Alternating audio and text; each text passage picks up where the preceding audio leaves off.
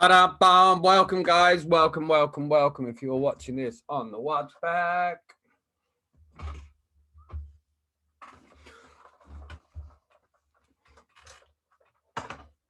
If you are watching on a watch back, literally we've got 2 minutes till we get started. So get yourself a drink while you're waiting. And we'll be ready to launch in any minute. If you are watching this back, you can also DM me for the notes off the back of this bad boy. Today is going to be great. Also, we're live. Also, we're going to be on Facebook. Also, as if that wasn't enough, it's also going to be recorded on Otter AI. And we're going to be going on Clubhouse. So it's going to be full on. So you just got to bear with for the minute while we're just getting all this bits on, getting everyone set up, ready to go. If you are watching this back on the watch back, that's lovely too. But I would say for most people out there, we'll watch it on the watch back. So that means you can click forward probably another 3 minutes on there until we really get started. It's only 5:28 and we don't officially get started till past. So you can fast forward, you can have a drink. Instagram, hello Insta. We're going to be getting started in just a minute. I'm just getting us live on Facebook and we're going live on Clubhouse. If we can get it all working, that is the main thing, which is great. So bear with me just a moment. Good to see you on there, buddy. I can't quite see who it is. Hey, Addy, good to have you on here as well. We're also now live on Facebook and we are on Otter AI, which is also good. Otter AI, if you are not sure what it is a transcribing bit of software that records every single bit of our training today. And that means if you hang around until the end, you can actually DM me to get the details of anything from the training today. Any single thing which has gone on today, you can literally get yourself all the notes for it.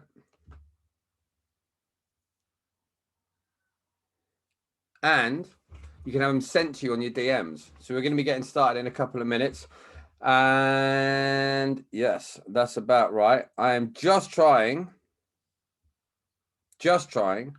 to get all of them set up in the right way, because as it stands right now, I'm trying to juggle all of the apps. So bear with me. Today's going to be an exciting one. We're going to be talking today about the top ways and actual training on 10 top ways for foundational success in sales. We're also going to be talking about another 5 different ways to sell more effectively in these times. So whether you're tuning in off the back of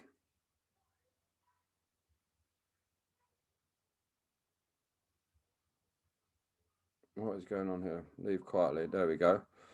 Whether you're tuning in on the back of being on Instagram, nice to see you. We'll be with in a second. Whether you're in on the Zoom, good to see you. Whether you're watching us on Facebook, great to see you too.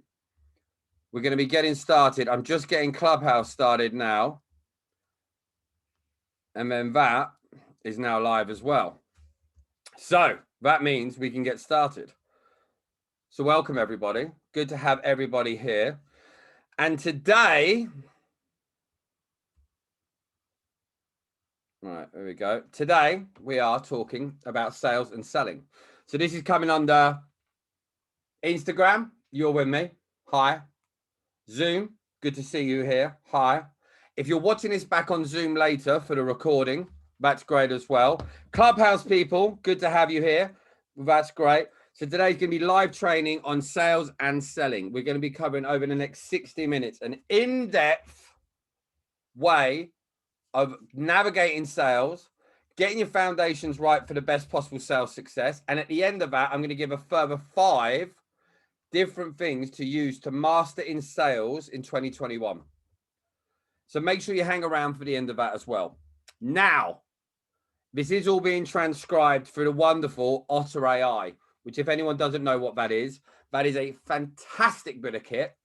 And what that fantastic bit of kit does is it takes everything I'm saying, it writes it all down like a helpful little helper, and it transcribes it into a written format. So that means if you want it all back, you want this information, you want the content, hi Instagram, hi Facebook, hi Zoom, hi Clubhouse.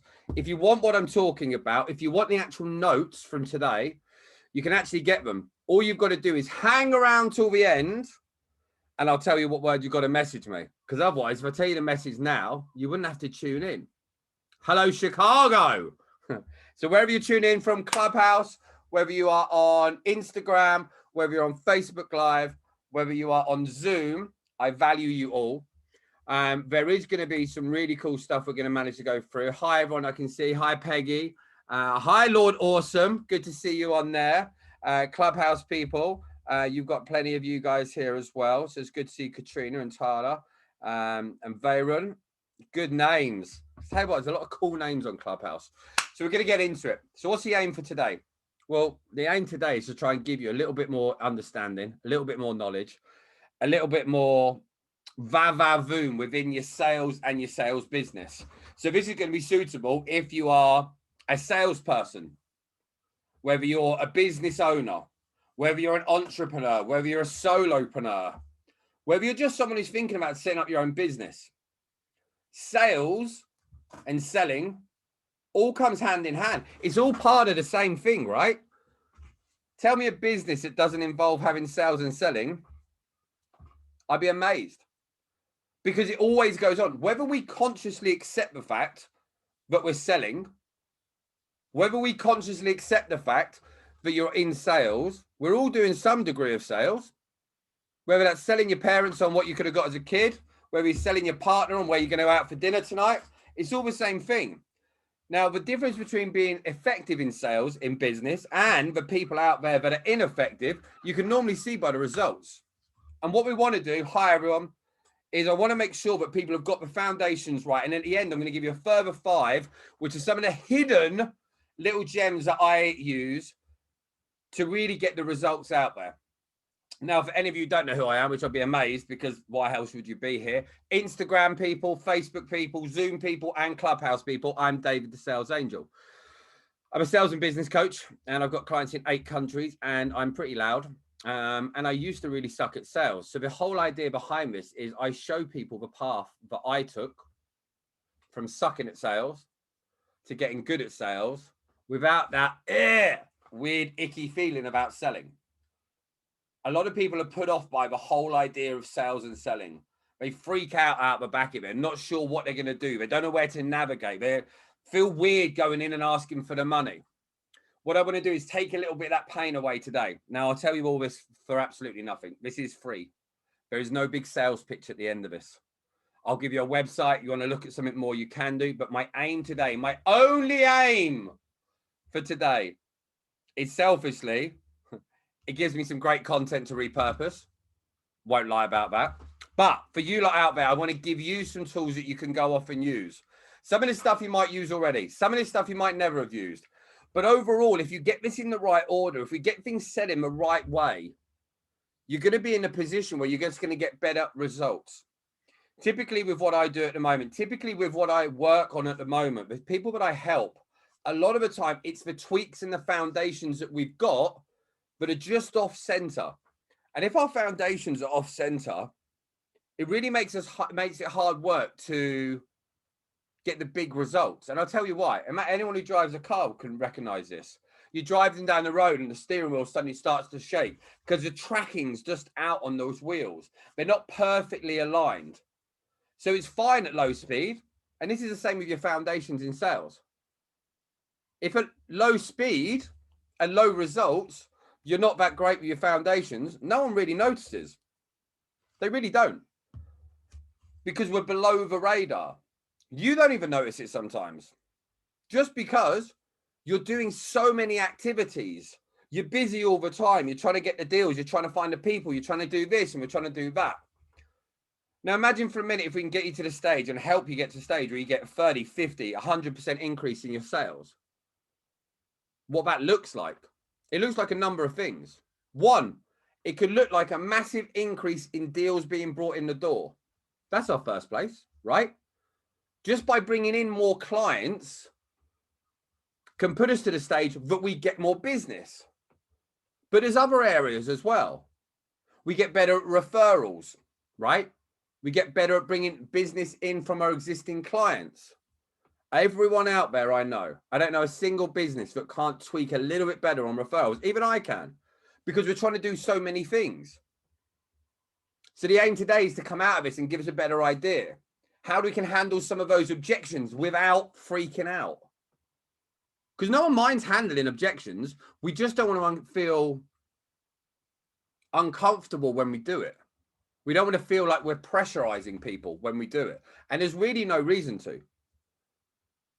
For anyone out there now that keeps thinking in sales and with selling that you're going to be put in a position where you don't know what to do next, you don't have to be in that position.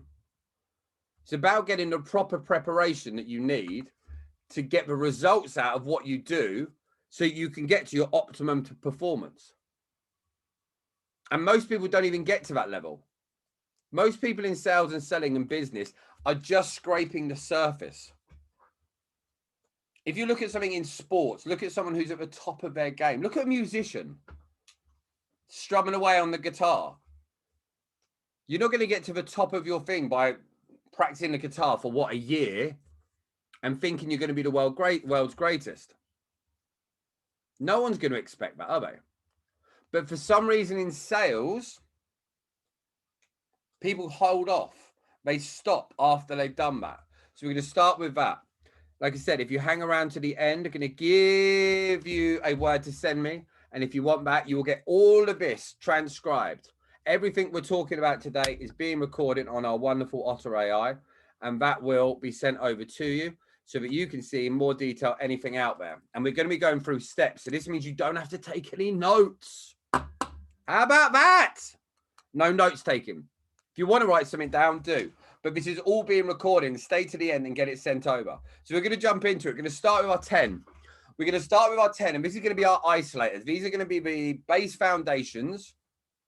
But we've got to make sure we're getting right. Get them in order. Get them right. Make sure your mindset's in the right place. Make sure we've got our processes right so that when we're going out, we have it done. Then at the end of that, what we're going to do, hi everyone on Insta, by the way. Anyone on Insta, watching on Zoom, watching this something back later, this is live over 4 different areas. So if we will do, if you hang around to the end, we should have plenty of time, but we can actually do a live Q&A. So if that's you guys on Clubhouse, we'll do a Q&A. I'll bring you up on stage, put you on speaker, people on Zoom. People will watch back, obviously can't, or on Instagram. If you're on Facebook Live, you'll need to go to Instagram to do that because I don't have my Facebook logged in. So let's get into it. First and foremost, we're in sales, we're in selling. What do we need to do? Well, the first thing we've got to make sure we're knowing what we're doing is we've got to start with our basics. We've got to start with understanding the market. Now, this sounds like it's a really obvious thing to do. But what we do, say if I've been in a sales company for a year, we understand the part of the market that we find to be relevant to us. And a lot of the time out there, the stuff that's going on in our marketplace, but we're oblivious to, because in sales, what do we care about? The money. They care about the deals, the wonga, the cash.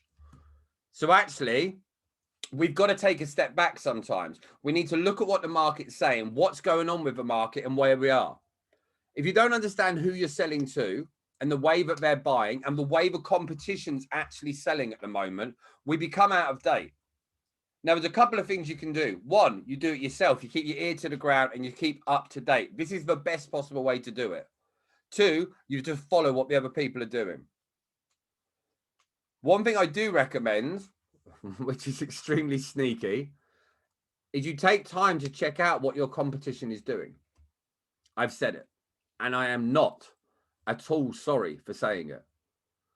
No battle has ever been won by aimlessly hoping for a win. So knowing what your competition does, because listen, your competition, you might be better than the top salesperson in that competition, right? With your competitor. But most people out there are doing something different to you that is working. And if someone's doing something, if I go for if I'm going in for a sales presentation and John's going in and John's kick ass in his company and he's killing it and he's making 200,000 a year, wouldn't it make sense that we pay attention to what John's doing? Not because it's competitiveness, not to say that John's better than me, but imagine if I've got this big old box of skills over here and John's got a big old box of skills over here. Imagine if I take the skills from his box that he's using on a daily basis and add them, not take away from my own, not swap them out, add it into the arsenal of what you've got.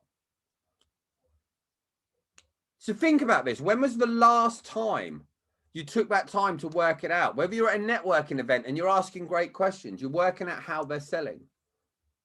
There's a great story before, and it was about a protective glass company.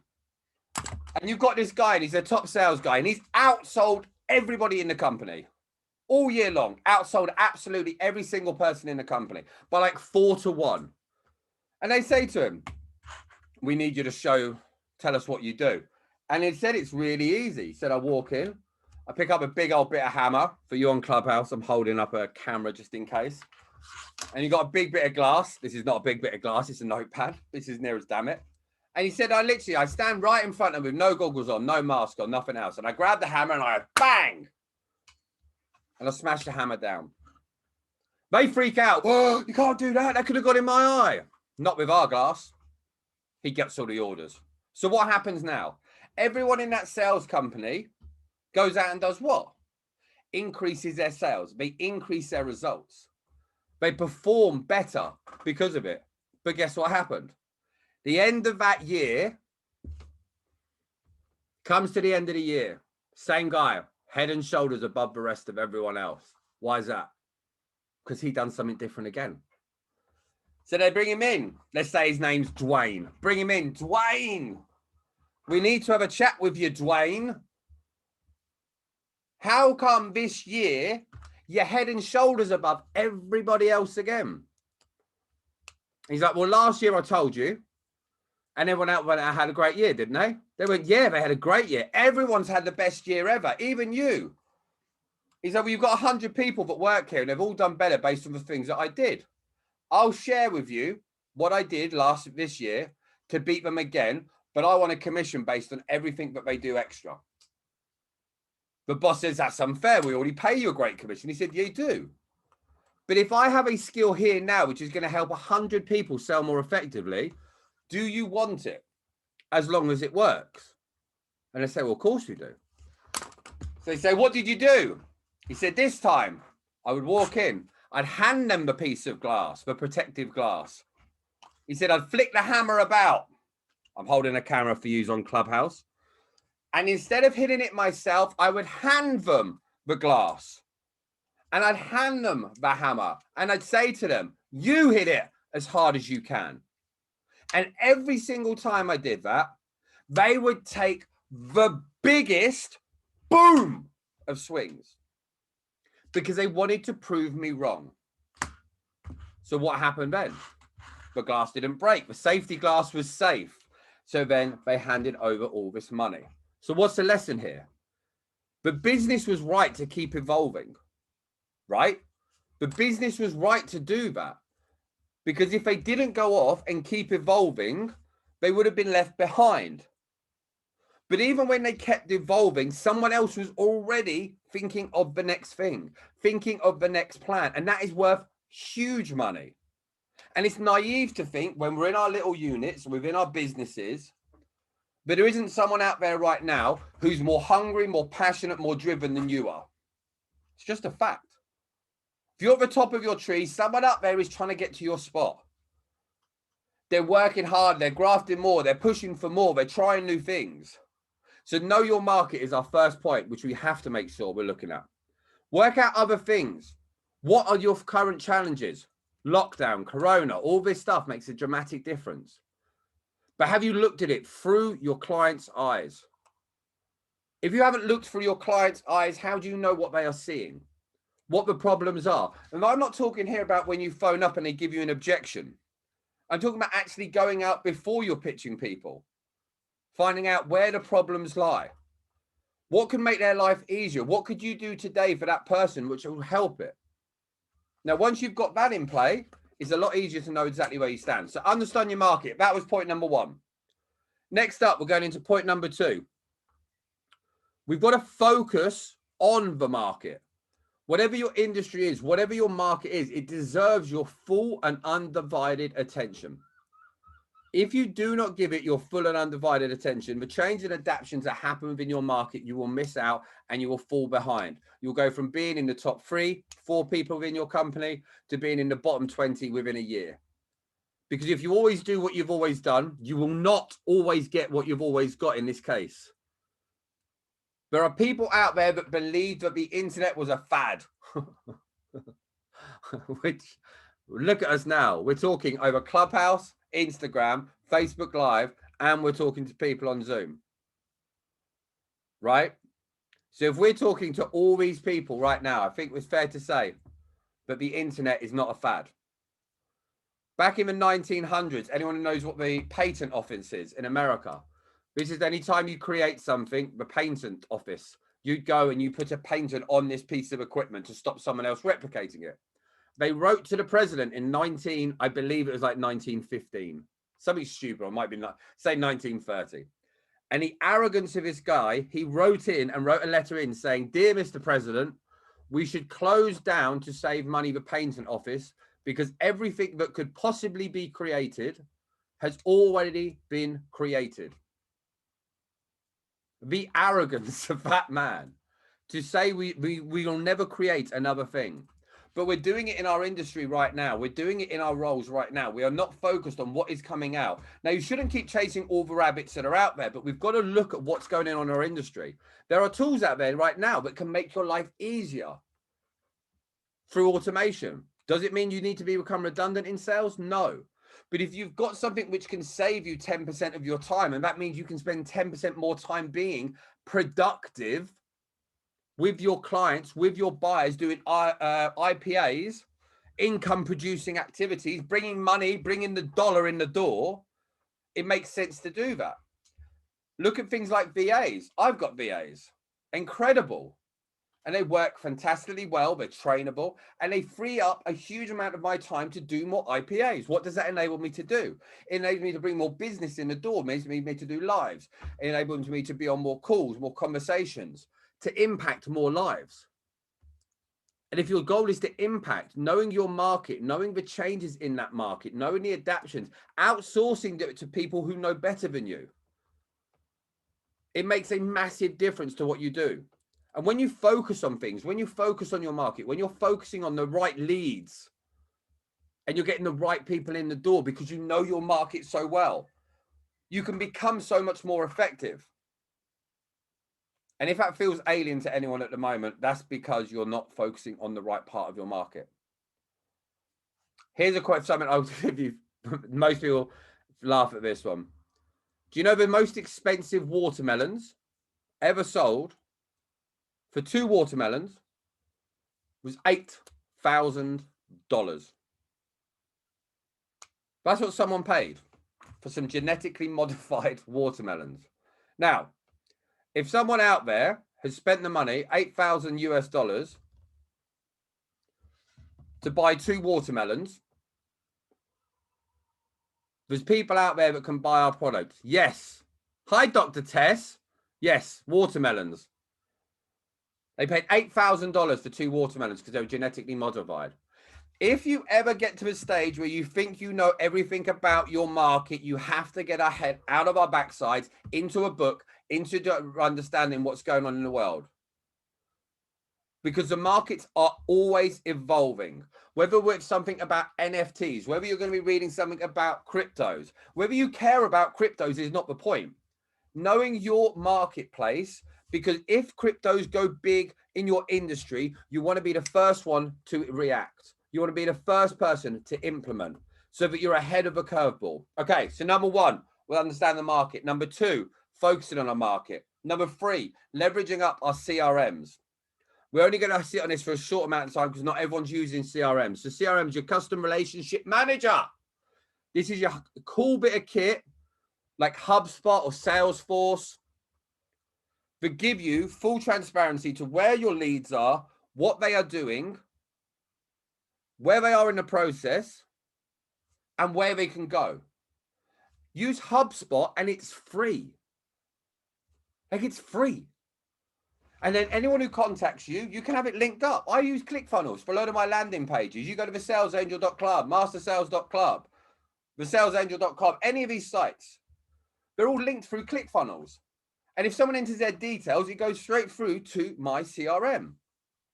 That means, and I don't need to spam people, but it means if I want to do an email campaign now and go, listen, I want to give this product away. Do you know what? I'm just going to give it away to 5 people. I can send an email there and then to every person on my CRM. Saves time, makes it more effective, tracks, monitors, performs, the whole thing. The whole thing. Everything right now that is on a CRM will make your life easier. The whole thing will make your life easier.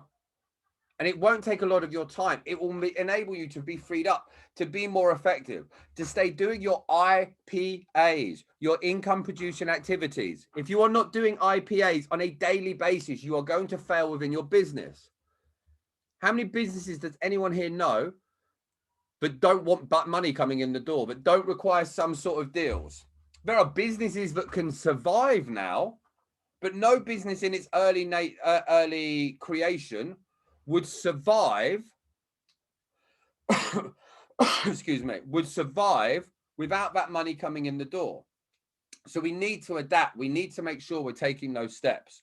Okay, so CRMs, make sure you're leveraging your CRMs. You can do everything from email, you can do your stats, you can do your outreach, you can do texts, you can track, monitor your calls, you can just move them around. So you can do a pipeline, a prospecting day, you can do follow up with people, you can do your upsells.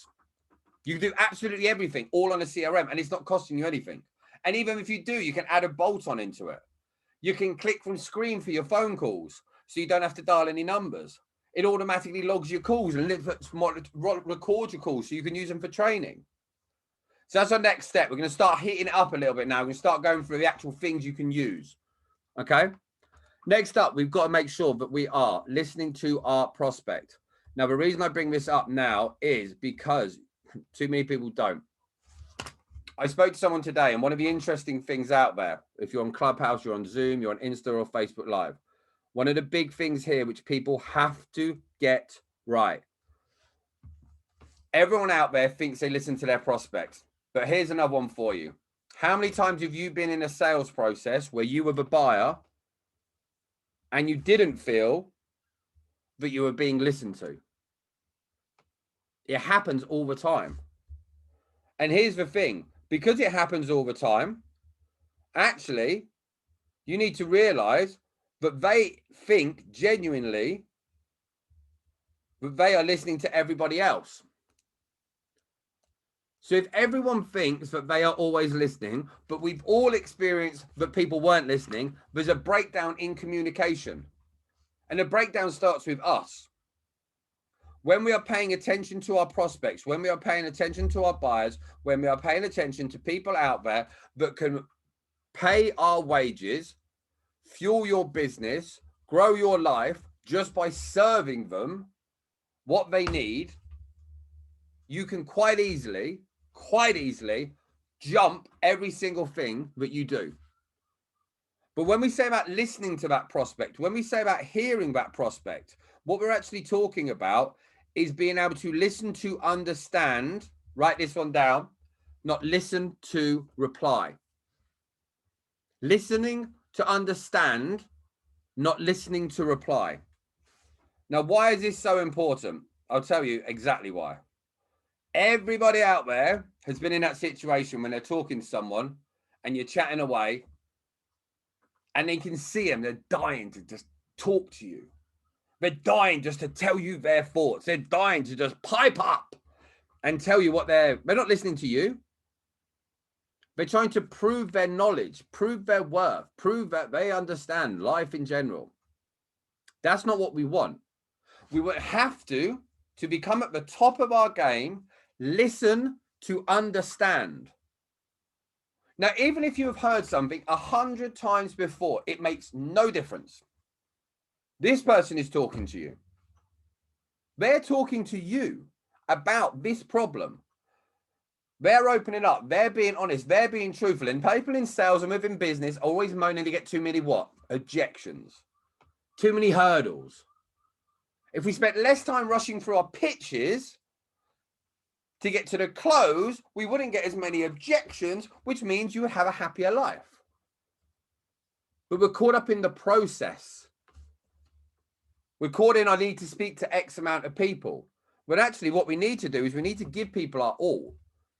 We have to commit fully to listening to understand. Then we learn, once we understand, then we can apply knowledge and skills to get the outcome that that person wants or need. But what we want, that they want or need. I've had a call today of a guy, literally turned him down. Not to knock him, but I say to anyone who comes on the phone with me, within 15 minutes, I'll know if I can help you or not. And if I cannot, I will tell you so, and I do not want the business. Now, if that feels alien to you, if you're sat here now on Clubhouse, on Zoom, on Insta, or on Facebook Live, and you think, Jesus Christ, I wouldn't turn business down. That's a pipeline problem. That's all it is. It's a pipeline problem. It's a problem that you don't have enough deals in the tank, but you're trying to sell everyone. And if you're trying to sell everyone, you'll end up selling no one. Or you'll end up attracting the people that you don't really want as clients. And if you attract the people you don't really want as clients, do you know what happens next? They become an absolute pain in your ass. Excuse my language. And then you end up in a position that you end up doing all this work for no reason. If you're in a service-based business, especially, you end up in this place where you end up serving clients that don't either want, need, or value your time. They end up being troublesome clients because they're not the right fit for you. You end up spending more time, effort, and money managing that client. And then at the end of it, they don't have a great thing to say about you because actually you weren't the right fit for them. And if you're at that stage, that means you're not listening to the right one, or you've got a pipeline problem. So if you're thinking now of a client that drives you mad, if you're thinking now of a client out there where you think, yeah, they're nice people, but I don't really want them as a client anymore. Or you have that dread when they call. That's your pipeline problem. That's your listening problem. You are not listening to the prospects effectively enough to navigate through exactly where you want. So what we've got to do, we have to take a step back from what we're doing and look at the overview of how we do it. Because we get caught up on that cycle. So that's our next one, listening to our prospect. Next one up, trust. Now, this is trust, but it's a bit of a different one. I want people to start trusting, and I want you to trust through education. Build trust through education. A lot of people try and build trust through rapport, and you can. And that's fine. You can build trust through rapport, and that works for so many people. But actually, focus on building trust through education. Your passion will fill over anyway. Most clients out there have got enough friends. Do you want to have friends? Yes. Do you want clients you get on well with? Yes. But you want clients you deliver results to. And build that trust up through education, through guidance, through assistance, through mentoring, through coaching, whatever it is. And they will see the passion as a bonus. I'm not saying it's instead of, but when you build trust through education and you're passionate, your passion should come through naturally. Your rapport should come naturally. You should be a nice person naturally. We don't get to tick that off. That's like saying I breathe, right? Oh, yeah, I breathe for my clients. No, you breathe anyway. I'm passionate anyway. I'm driven anyway. I'm customer focused anyway. That doesn't mean I get the entitlement for your trust, for your belief. If I want your trust, I have to commit fully, not to go through the motions, not to go through the processes, not just for the sake of it, but actually to trust, build trust through education. Because if I can show you something that you never knew, if I can teach you something, we're going through stuff now. If you come out at the end of this and the 15th thing, you're like, I never knew that, crap. And you liked me, and you saw my passion, and we built rapport, and all this, and all that, and all these other things. But trust through education is a massive part of what anchors you. You might get brought in by the rapport. You might get brought in because you like me, but you leave remembering the way you felt. And the reason you felt that way is because we built up trust through the education that I provided. So build trust through education. It is vitally important for you to get the success you need. What else is on my list? Next up with it, lead with helping. Now we hear this all the time, but I want to talk a little bit more in detail about this. Get a pen and paper after this. Write down 10 ways that you help people in a clear and an articulate fashion. 10 ways. We can all do 2. Most people can do 5. But 10 clear ways that are done in an articulate manner so that we can give absolute clarity to how we help others. And when we have absolute clarity on the way we help others, it is far easier to execute with that absolute clarity. Because if you are at the moment sort of executing because you've got sort of clarity with your way you sell, then they will get sort of clarity with the effort you make. And your prospect and your buyer, your client, whatever you want to class them as, they will only get the same level of clarity that you have in you. Now, I'm not saying you don't have any clarity. I'm not saying it at all. I'm sure everyone is amazing. But imagine if we just notch it up a little bit. What about we get a little bit more clear? Do you know when you get a new TV, or you get a new phone and you take a picture on the camera? And beforehand, I'm always the same. I'm like, do I even need a new camera? Do I need a new phone? These ones are great. And then I take a photo of a new one. I'm like, oh my God. The color's just a bit sharper. It's a bit brighter. The feel of the phone just feels nice. The flow of the apps is just that bit smoother, right? I'm not the only person that gets that, do I? And that's what our clients deserve from us. I've got a client at the moment who's a fantastic guy. And I've ended up doing like an extra few sessions with him. And no, I do not do that as a standard. And no, I don't do it on request. But I did it because he didn't ask. And because I believe in him. And I see what he's doing. And Jesus, this guy is, sorry, I need to nearly use blasphemy there. This guy's amazing. And his business is incredible. And I want to see him succeed. And it wasn't a thought process.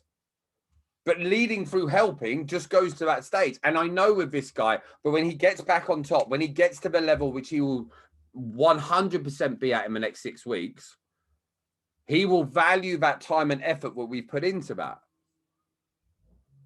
And to lead with helping is vitally important for our people, for our clients, for our buyers, for our progression, for our success. And here's the thing that a lot of people forget. When we talk about lead with helping, when you go over and above for Call of Duty for your clients, it stays with them for time. And that's where a huge amount of our referrals come from. Because they don't just go out and start trying to get us referrals. They just start talking about it because a lot of people out there don't do these type of things. And they don't. Anyone who's tuning in at the moment, anyone who's on Zoom, we're also on Instagram Live, we're on Facebook Live, and we are on Clubhouse as well. We are part of the way through on a little mission to bring more sales training to you lovely bunch. So if you're messaging me or you're not being able up on stage, you just got to chill and enjoy the ride.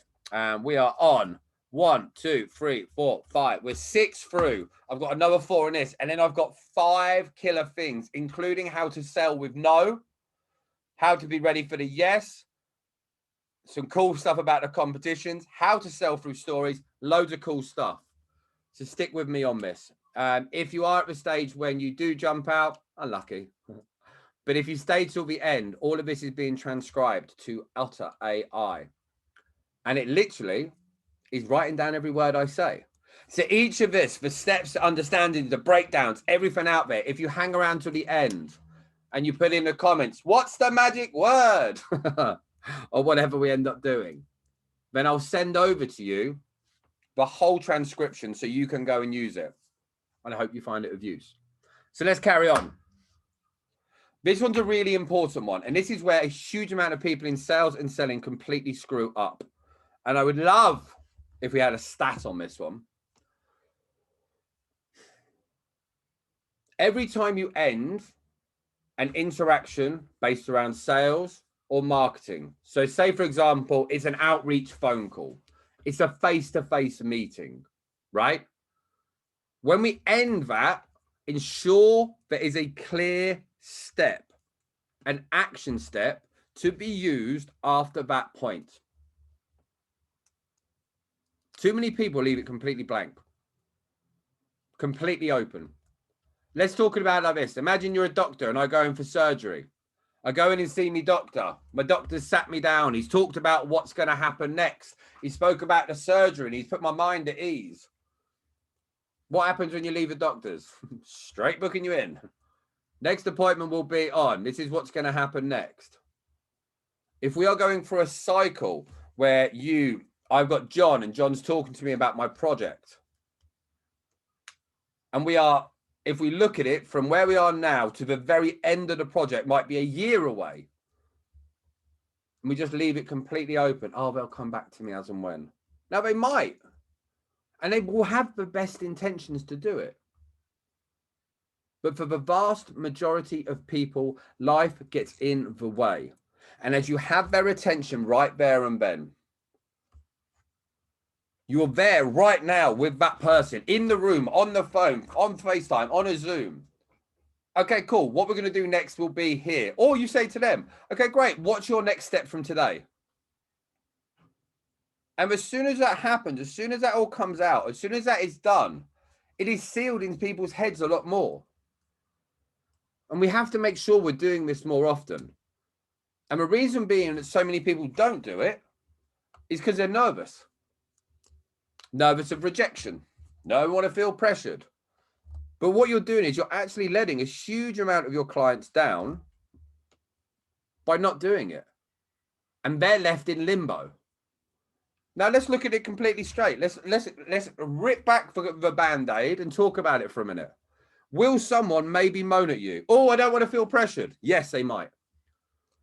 But if, say, one person feels pressured, but the other 19 people feel more reassured for your competency, your professionalism, personally, I think that's valid. I personally do. Because we're not trying to sell everyone. And the likelihood is the person who got offended probably wasn't going to buy from you anyway. And a lot of the time, that's what happens when we get resistance. So we've got to value our time. We have to value our effort. Because what else happens? We don't do the follow-up. And you don't arrange something. And then you've got 50 people you're trying to get hold of. And those 50 people you have to then contact 6 times to book in on another call because they were busy and they had work and this was going on. They had the kids and they're doing this and they're on the school run. 50 people at 6 times, 300 efforts. Or you just wrap it up at the end of the call. The end of the conversation. Okay, great. So next time we're going to speak is going to be on the 16th of June. What time works for you? Or you say to them, so do you want to talk again about this? Or should we just leave things there?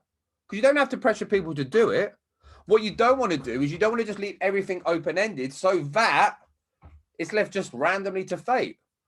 If you've got someone who's in your sales cycle now and they're genuinely never going to buy from you, I'd rather know. I will say to people, if you don't like me, you can tell me. I mean, if you say they don't like me, I'm still not going to be, I'm not going to like cheer. But here's the thing with sales and selling. They already know.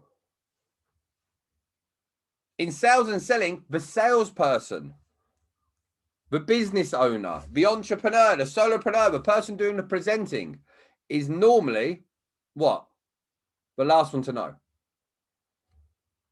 So if they're the last person to know, and that's you,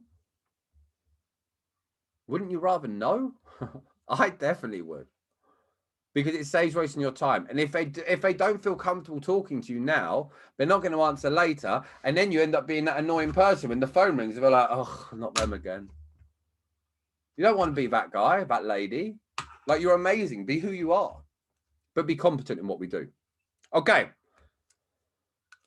Next one out there. This is very quick. I've covered this a huge amount. It's about being prepared. We have to have very clear guidelines and processes. Anyone who's in here can see I have a very big list. Clubhouse, I will visualize for what we're talking about. Behind me, there is a huge amount of whiteboards, and it all is in all. I've got 1, 2, 3, 4, 5, 6, 7, 8, 9 different sections, and it's all actually organized. And all of this is for different things. But why is that? It's to be prepared. So I actually have a to-do list for today, which you can see, nearly all of them are ticked off. I've got a list of people which I'm in contact with.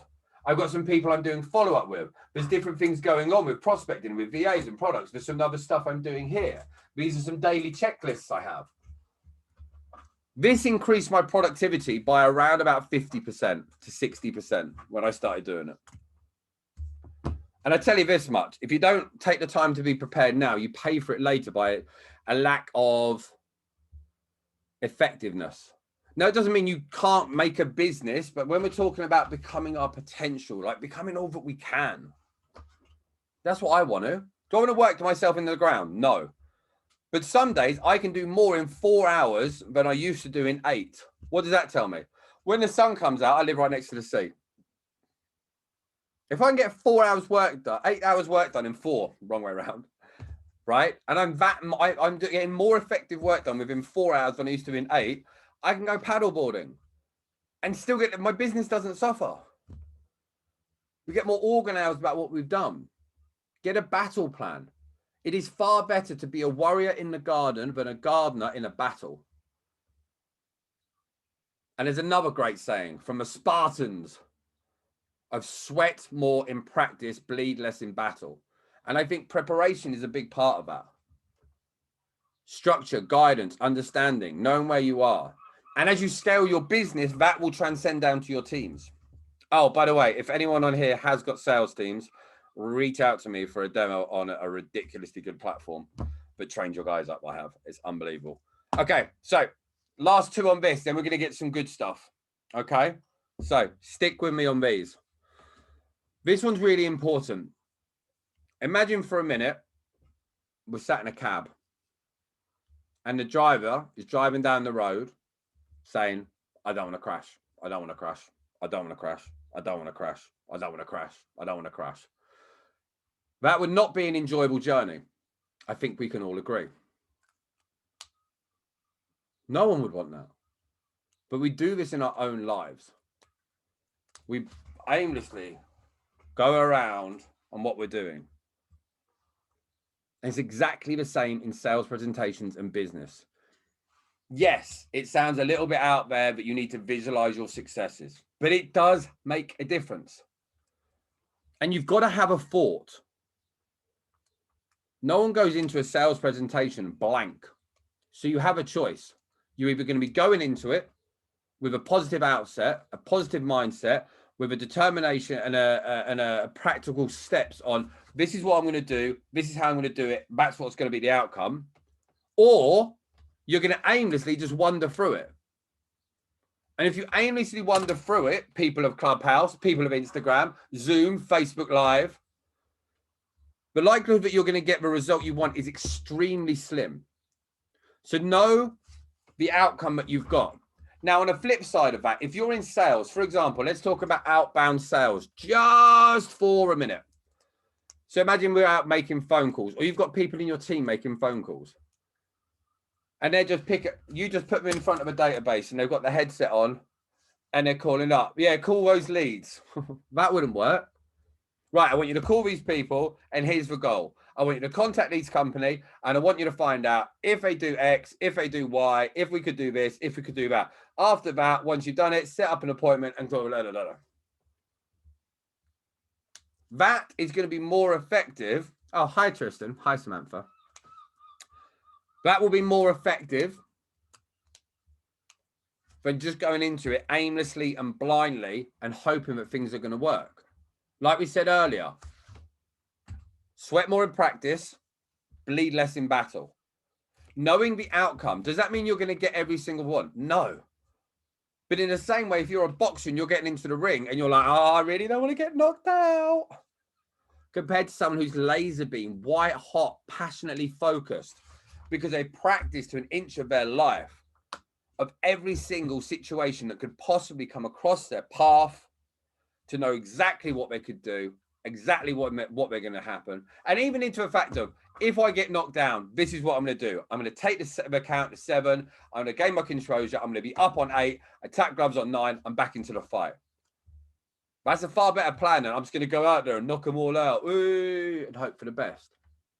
So if you're on Insta, if you're on Facebook Live, if you're on Clubhouse, if you're on Zoom, be prepared of where you are. And the final one on this before we get to the good stuff, execute the absolute life out of it. Don't know how many people now can remember what happened last Thursday. I don't. It all just blends into one. But I know one thing. I go home tired, even when I haven't worked hard, right? You go hard. You're going hard? Maybe don't go hard. You go home and you're shattered. And some days you haven't even put the work in. Other days you've done an absolute monster of a day. But we are where we are right now based on what we were doing 6 months ago. And a lot of the time out there, we're leaving a huge amount in the tank. We're leaving a huge amount of our effort out there. And I'll give you an example. Someone puts a gun to your head now. Clubhouse, for the art of imagination, I'm holding like a GoPro camera as if it's a gun. Someone puts a gun to your head now, and you've got to work the hardest you possibly can, right? Everything all in, or you're gone. Something to change in our head, right? We'd find another gear. Let's do a nicer version. Everyone get their hand. You can all do this at home. Get your hand and grip it as tight as you possibly can, right? As tight as you can. You know, like where your knuckles are going fucking white. Get moaned up, sorry. Like your knuckles are going white, right? Now someone slams down £20,000 on the desk, but you've got to squeeze tighter. You try, right? And then someone brings in a £2 million house. Here, you can have this house if you can squeeze tighter. And you've got to hold it for a minute. And then they tell you hold it another 10 seconds. We would try so much harder. Why? Because it's instant gratification right there in front of us. The rewards are there. I've just got to hold on for 10 seconds. There's absolute certainty we're going to get the results. There's absolute delivery that's going to happen. So because it's instant gratification, we're prepared to put in the hard work that is actually needed to go off and actually do it, because it's going to be instant. I do this now, you give me this later. That doesn't work as well. We live in a life where we expect instant gratification for everything that we do. I do. I'm a fan. And I have to retrain my brain to catch myself out of that. So we've got to really look at it. What can we do extra? Am I saying work yourself into the ground? No. Have downtime. Chill out. Live your life. But when you are in work, be in work. Because I can tell you this much now. Instagram, Zoom, Facebook, Clubhouse. There's a lot of people out there. Most people I know have had at least a point in their life when they're at home, they're sat thinking about work. And when they're at work, they're sat thinking about play. And it's a really hard one to overcome. And it takes time. And it takes effort. But if you get to the stage where you are spending the majority of your time when you're at work, laser beamed, white hot, burning hot, like Superman burning eyes, focused. And then when you're at home, you are completely and utterly with your family, with your kids, with your wife, with your husband, with your dog, whatever you've got. We have a better life. Okay. So that's our first 10. The next 5 are more fun and more practical for us to do. So where are we now? Zoom people, if you are watching this back on the replay later through mastersales.club, that's where everything's stored. All you got to do is just sit down and watch. You don't have to interact right now because this is a recording. Instagram. Hello, Insta. Hi, Dr. Tess. Can't wait to speak to you. Hi, Tristan. Hi, Samantha. Hi, everybody that is tuning in there. Again, if you're watching this back on IGTV later, don't bother putting in the comments. You can do, but you can DM me if you come to the end. Facebook Live. I'm not logged into Facebook. This is through Zoom. So you can comment if you want, and I will come around to questions later. People of Zoom, my little group of people here, Peggy and the rest of you. Great to have you all on here as well. People are on Facebook, Zoom. I've got some extra bits I'm going to talk to you about just after the end. We're going to be spending probably about 15, 20 minutes on some good stuff now. The reason this is going on today, by the way, this is a training to give you more.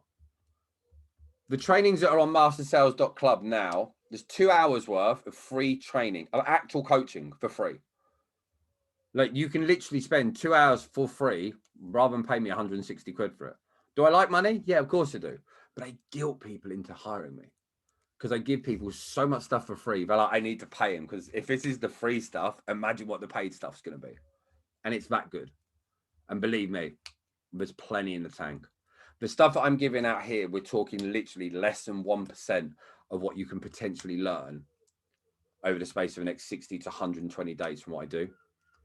And that's the way it works. I give, give, give. Like we said earlier, lead with helping. Doing exactly the same here, right now, here with you. Whether you're on Clubhouse, you don't get any of the visuals, but you're lucky for you don't have to look at my face. But again, we'll be doing the Q&A in a bit, so you can join in on that. So if you're at the stage where you're thinking this is great and you want to know more, make sure you hang around till the end. We're going to do these 5 points, and I'm going to give you a word at the end, which means you can get the audio, the Otter AI transcription for this. And again, if anyone is interested, you can quite easily drop me a DM with demo and you get a demonstration for the live interactive platform, which is great for sales teams as well as entrepreneurs. So let's jump into it. Right, the first one, this is going to be for my top 5. These 5 here are 5 things which you can be utilizing within your business, within your sales, on how to actually get more results. One of the key ones here we're going to come on to is how to sell with no. And it is vitally, vitally, vitally, vitally, vitally important that you learn how to do these if you don't do them now. Now, if you do them and they don't work, sorry to tell you, that's because you're not executing them in the right way. And that's just a fact. My job in life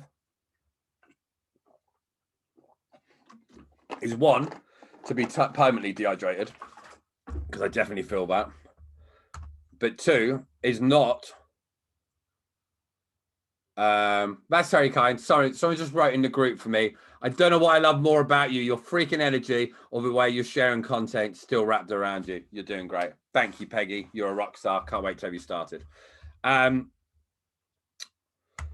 Yeah, my job as what I do coaching is not to tell you what you want to hear. It's about telling people what they need to hear. So if you're doing something now and I talk about it here and it doesn't work for you, it's because you're not executing in the right way. And it's just a fact. The stuff we're talking about here now does work, but this is what happens with a lot of our learning. We get to the adolescent stage, just in the same time as first time you ever drove a car. You could drive it 20 times. Doesn't mean you're a good driver. Start blaming it on the car. The car's faulty. We know it wasn't. And everyone knows they've done that as well. Okay. Number 1, tell relatable stories. Now, the relatable stories need to be based around the people you're talking to and knowing and understanding your audience. I cannot stress this enough. If you're telling a story, like I tell stories sometimes and I swear, and some people don't like swearing, that will alienate that person. Now, I don't do that intentionally. It just slips up through the passion. But again, it's the same. If you're talking to a load of people out there that are very risk adverse and you can't talk about crazy times, you climbed a scaffolding tower and nearly broke off and broke your neck, you will disjoint that conversation. You will separate the closeness that you've got. You will break the rapport of those people. You don't want to do that. You want to bring that together. So here's some handy tips that you can use. One, watch your language, not as in swearing, but the words you use. You get people out there that have got different types of buying types, personality types. You get things like auditory. So people that use and resonate more with auditory words. Listen, ring, sound. You'll hear them use more words like this. You get people that are more visual. Look, see, watch, view. Have you ever been told a story and it just drew you in more than any other story? Now, it wasn't necessarily the story. Yeah, it might be the storyteller. It could be a good story, but it's also connected with you on a real deep level. And to get to a real deep level of connection, it has to resonate with you on the pacing, on the tonality, on the words, the deliverability, the story, everything in there. So if you're going to tell relatable stories, you have to delve deeper down the rabbit hole and know who you're talking to. Because you will not impress every person all of the time. That's true. You want to keep your personality. That is also true. But we want to keep the relatable stories to make sure that they understand and they resonate with the people you are trying to attract. If you're trying to attract people that are very analytical, most analytical people are very visual. They like looking at the charts, the numbers, the stats. So if you've got that and you're using more visual words, it will only help you move forward. If you start talking about crazy risk and they're very analytical, the majority of people that are very analytical are more risk averse. They like to check the numbers. So again, talking more about safety and the language that we use will make a dramatic difference. And I'd love to hear from your guys' thoughts on this. But if you're explaining a story, most people don't practice their stories. But when you're talking about a story next, think, who am I talking to? What am I talking about? And what's my aim? If I'm trying to be funny, be funny. If you're trying to tell a funny anecdote because you want people to think after, because you're trying to get below the subconscious with that story. You're trying to tell a story and then they look and go, oh, crap. Yeah, he's right. He's got me. It's a very different story. Number one. Number two, you've got to stoke people's fire in sales. Anyone who's ever been camping, don't use the wet wood. Here's the problem you've got. When you are going into a sales process, people will have experiences. Their motivation might be dampened. They might be feeling slow. They might be feeling uninfused. They might be feeling doubtful about the ability to make a proper decision. You have to be able to stoke people's fire. If you are not prepared to take the time to stoke those people's fires, to build them up, you do not deserve their business. I've got people now that are getting started. I know they are getting started in the next week with me. And I know that they had to overcome their own hurdles. My job isn't to force people to buy. Mine is about pointing people in the right direction with all the information and support they need, so that the second that they are ready to take action, I am the person that they think about buying through. That is being the sales angel. It's not about forcing people into sales. It's not about Jedi mind tricking people into look into my eyes, buy my courses. That's not what it's about. It's about being effective in sales and effective with people. And you do that by delivering outstanding results by understanding the people that you deal with. So first one, you've got to tell relatable stories. Second two, stoke their fire. Now, bear in mind, if they do have wet wood, it will take longer to catch. What do I mean by that? This is a simple one. Imagine you want to buy my product, but you've had a bad experience before. You say, yeah, I want to do it. And then you freak out. If I'm like, you said you were going to pay me yesterday and no money's coming, that's only going to put you off. If I drop you a nice message, hey, listen, I know we were going to get started. I don't know if something's happened. If you've got any questions, you can let me know. I go through this all the time. No question is a dumb question. Just drop me a message. People feel more at ease. They feel more at comfort. They understand. But why is that? Because I genuinely understand. I've invested in terrible courses, in terrible programs, right? I've wasted money on some ridiculous stuff. I've been told one thing and it's not gone well. And I know the way that feels. And I know the way that leaves us feeling doubtful. It hits our self-esteem. It hits our self-confidence. So when we're talking about people having wet wood, sometimes you've got to help dry that wood out a bit before you can light into a burning fire of desire, of action. And most people aren't prepared to put that time and effort in. But stay true to your clients. Stay true to your prospects. Over-deliver, deliver on the passion, and you will get the results. Next up, compliment. About 10 more minutes, we'll be out of here. Compliment the competition. There's an old phrase. It's about bad-mouthing the competition. No one likes it. If someone turns around and said, now I'm going to go and hire the sales diva, Michelle, as a coach, I'm like, great choice. And I'll ask, out of interest, what made you choose them? And then they'll give me a reason behind it, and probably be a great reason because she's a great coach. But if I'm like, oh, I wouldn't do that, you don't want to hire them, this is why, it just takes all your credibility away from you. Like all of your credibility. And once your credibility has been taken away from you in that type of instance, it is really, really hard. It's going back to the wet wood. You really have to spend a lot of time to rebuild that.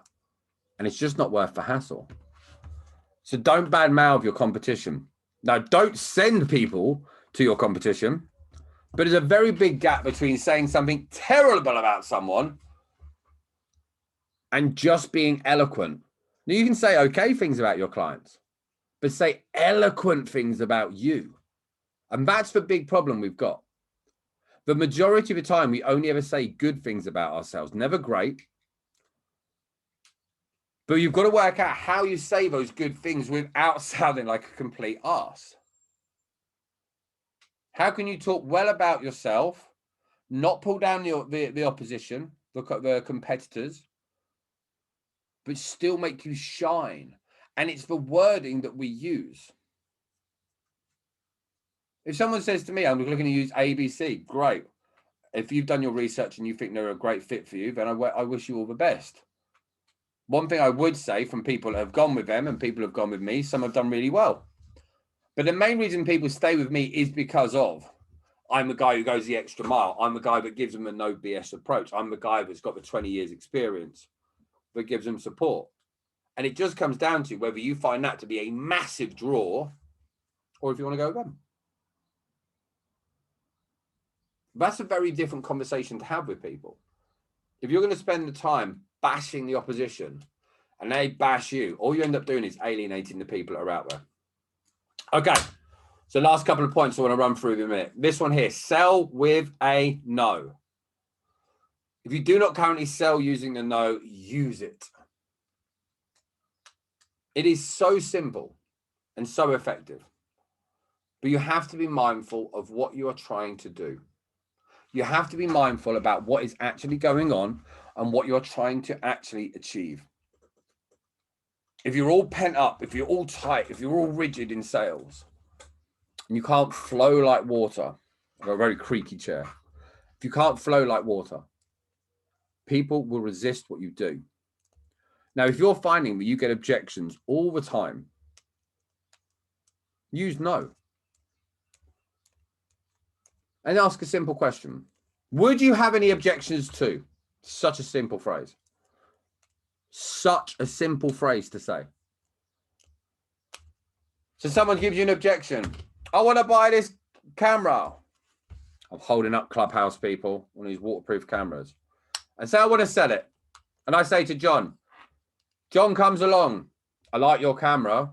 Yeah, I'm selling it. How much is it? £300. Ooh, that's expensive. I haven't got that much money at the minute. Okay, would you have any objections to give me half now and you give me the other half next week? So what happens then? And this is the interesting thing. Instead of saying, oh, I don't have the money, now we have to think, well, how much do I want it? And what would be the actual objection? Oh, no, I don't want it. That's fine. It might still say that. For the vast amount of people out there, you are giving a gateway to success, taking away the hurdle that they've got. Oh, it's expensive, your product. Would you have objections for me to go off and see if I can get you a deal? No, I'd be fine with that. Right. Okay, cool. What would a deal have to look like for you to get this moving forward today? Oh, I'd need some warranty on it. Okay, anything else? Oh, no. Okay, I'm not saying I can get it, but if I can get one of these out, can we get started with that? Well, yeah. And here's the other thing you say. Would it be reasonable? When you're selling with the no, being reasonable just resonates with people so much more. Oh, I couldn't do this because of ABC. Okay, would you have any objections to me seeing if I can get you some payment plan?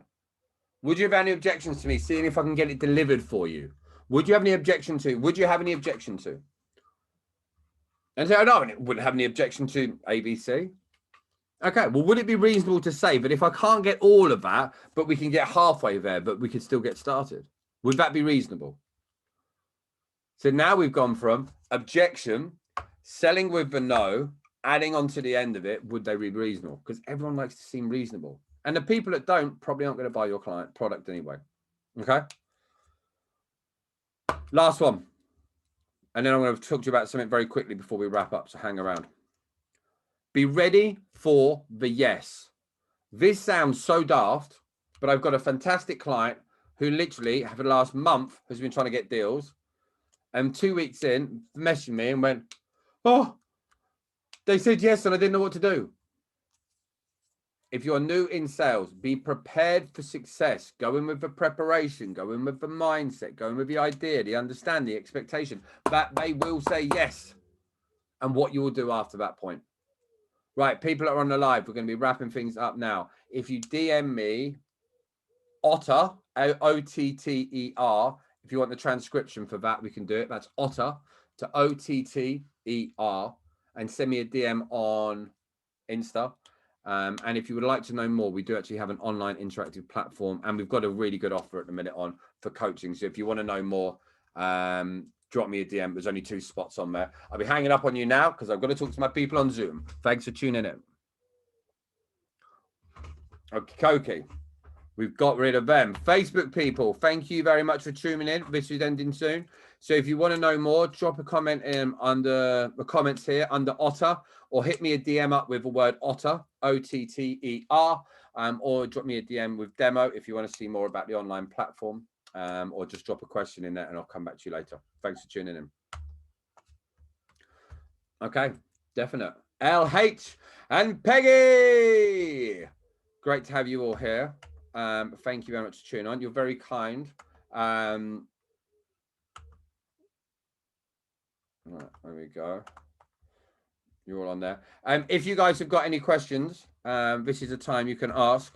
I've got about 8 to 10 minutes, but if you've got a question, if you've got something specific about your business that you want some help with, I would love to give you that little bit of support that out there. You guys know what the offer is, and I'm more than happy to talk to you about it.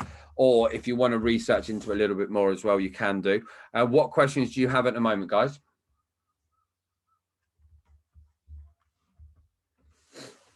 I think you've all gone shy. Well, maybe the fact you've just enjoyed today, and I've enjoyed having you all here.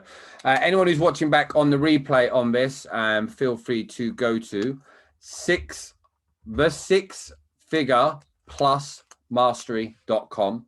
That's the 6-figure plus mastery.com. Or you just drop me a DM on Instagram at the Sales Angel, and I'll be happy to do it. LH, Peggy, Definite, and anyone else on the watchback, thank you all very much for tuning in. It's been great having you here, and I cannot wait to see you soon. Thanks a lot, guys.